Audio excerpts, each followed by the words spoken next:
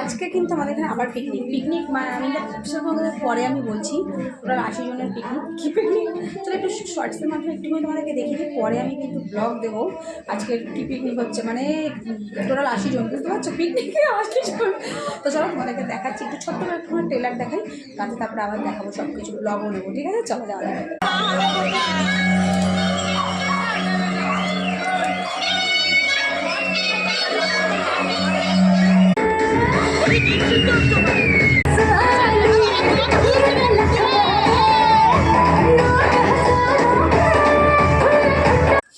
তো আপাতত picnic ব্যাকেটে birthday celebrate দুটো একসাথে হবে।